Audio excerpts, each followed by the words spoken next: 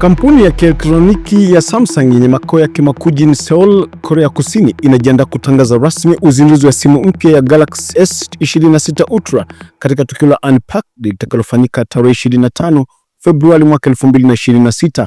Taarifa yao imesema simu hiyo kuu itaanza kuuzwa kuanzia tarehe 11 Machi mwaka 2026.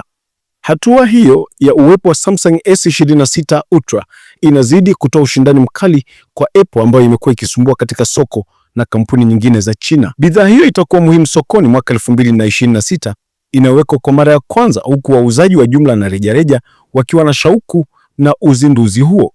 Kwa bei za Tanzania inatarajiwa kuanzia kuuzwa kuanzia shilingi milioni 3, ambapo Samsung mara nyingi huwezesha pre-order kabla ya bidhaa kufika sokoni, kwa mfano kupitia tovuti ya Samsung au wauzaji wa kimataifa kama Amazon au Samsung.com. Pre-order hukupa fursa ya kuhakikisha unapata simu yako mapema, na mara kwa mara huwa na punguzo au zawadi ya ziada.